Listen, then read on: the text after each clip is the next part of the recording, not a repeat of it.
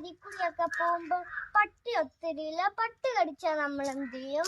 എന്റെ അമ്മ ഡോക്ടറല്ലേ, നമുക്ക് അമ്മയടുത്ത് പോയി ചോദിക്കാം. ബാ എല്ലാരും ഈ പട്ടി കടിച്ചാൽ എന്താ ചെയ്യണ്ടേ?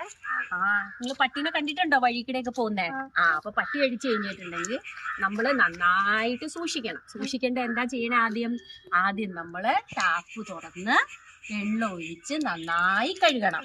അപ്പൊ എന്തുകൊണ്ടാ? പട്ടിയുടെ ഈ റാബിഡ് ആയിട്ടുള്ള, അതായത് പേവിഷബാധയുള്ള പട്ടിയുടെ സ്രവങ്ങളില്, സലൈവ എന്ന് പറയും, നമ്മുടെ തുപ്പലൊക്കെ ഇല്ലേ, അതുപോലെ അതിനകത്തല്ല ഇതിന്റെ വിഷമുണ്ട്.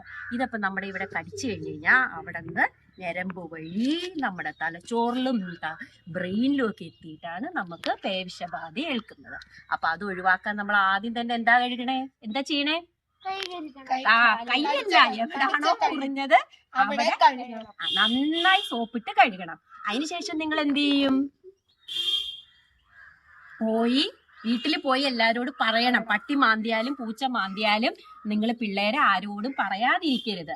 വീട്ടുകാരൊന്നും പറയില്ല, നിങ്ങൾ ഓടിച്ചെന്ന് അച്ഛനും അമ്മയോടും പറയണം. പറഞ്ഞാൽ മാത്രമേ എന്ത് ചെയ്യാം? ഹോസ്പിറ്റലിൽ പോയിട്ട് ഇഞ്ചക്ഷൻ എടുക്കും. അപ്പൊ നമ്മൾ സാധാരണ പ്രതിരോധ കുത്തിവയ്പ്പ് വാക്സിൻ ഒക്കെ എടുക്കാറില്ലേ?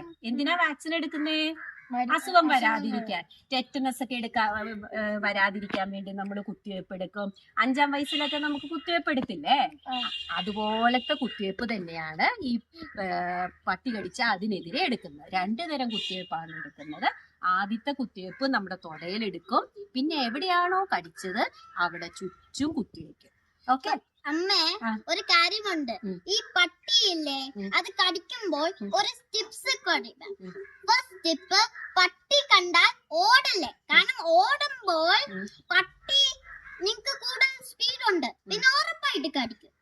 ഇനി പട്ടി വരാതിരിക്കാൻ നമ്മൾ എന്താ ചെയ്യണ്ടേ? നമ്മുടെ ചുറ്റുവട്ടത്തൊക്കെ വേസ്റ്റ് ഒന്നും വലിച്ചിടരുത്. വേസ്റ്റ് വലിച്ചെറിയുമ്പോഴാണ് ആ വേസ്റ്റ് തിന്നാനാണ് ഈ പട്ടിയൊക്കെ വരുന്നത്. അതുകൊണ്ട് നിങ്ങൾ കുട്ടികള് വേസ്റ്റ് ഒരിടത്തും വലിച്ചെറിയരുത്. ഓക്കെ?